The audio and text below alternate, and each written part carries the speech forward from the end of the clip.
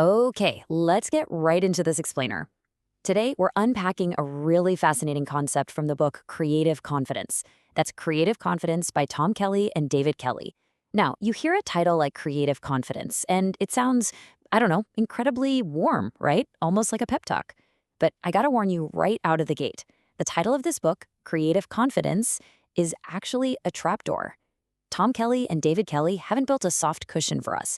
They've built a trapdoor right under our most tightly held assumptions about our own creative standards.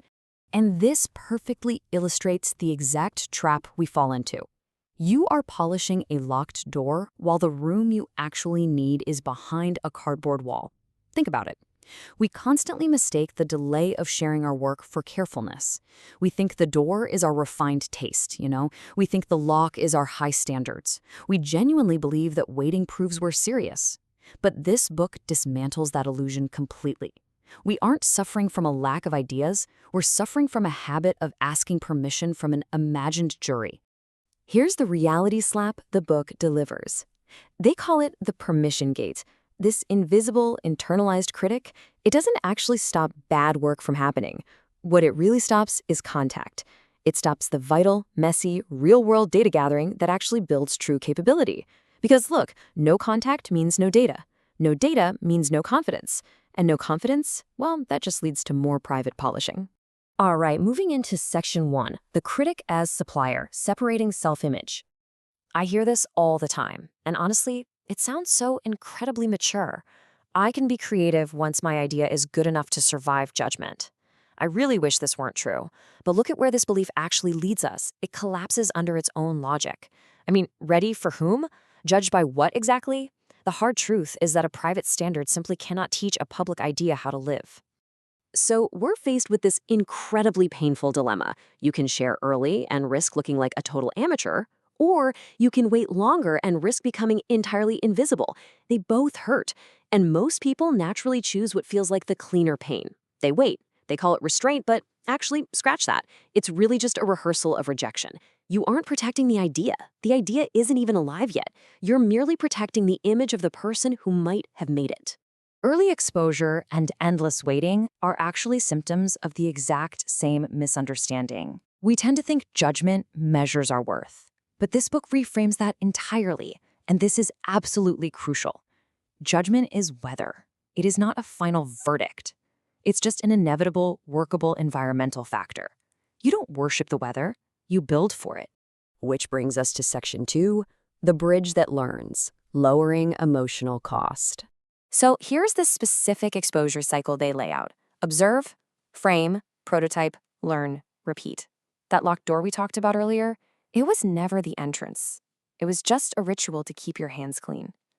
Originality isn't some certificate issued before making contact. It's a resilient pattern formed through these repeated loops.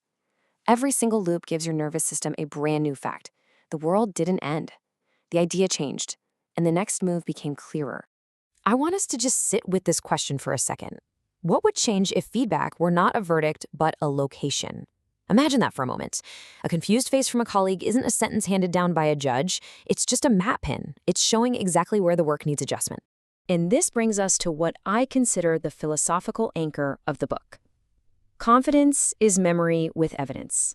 Confidence is not the absence of fear. Your body simply remembers that you survived the last test. Your hand remembers where the hinge stuck. And this is exactly why low-cost prototypes work so much better than inner vows. A private vow just gives your mind a catchy slogan. But a prototype gives your body a receipt. I absolutely love this architectural metaphor from the book.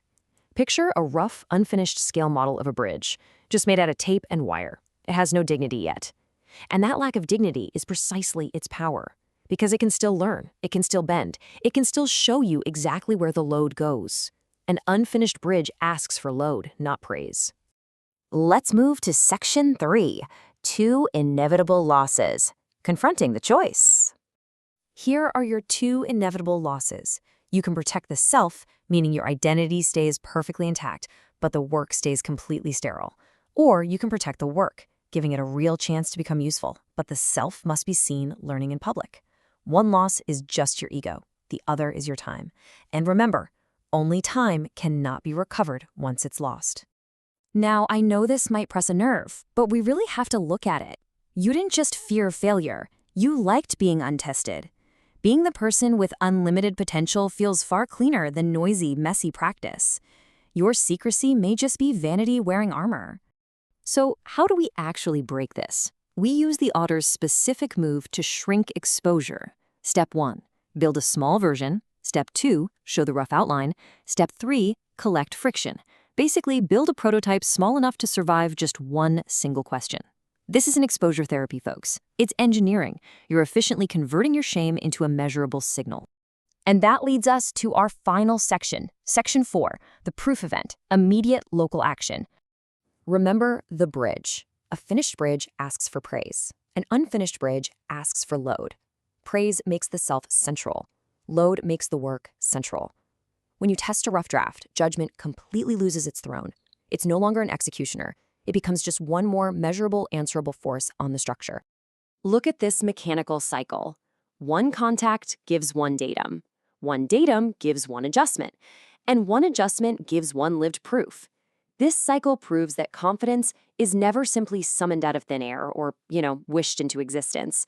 It is systematically installed through solid evidence. So here's your hyper-specific, low-stakes task to complete before tomorrow, a 300-second window. Do exactly this. Open a blank note.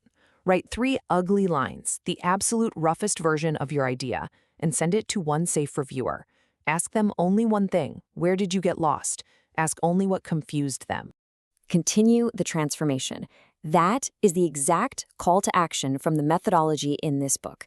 If you just close this explainer and say, wow, what a nice thought, the cognitive signature of this realization is simply going to fade away.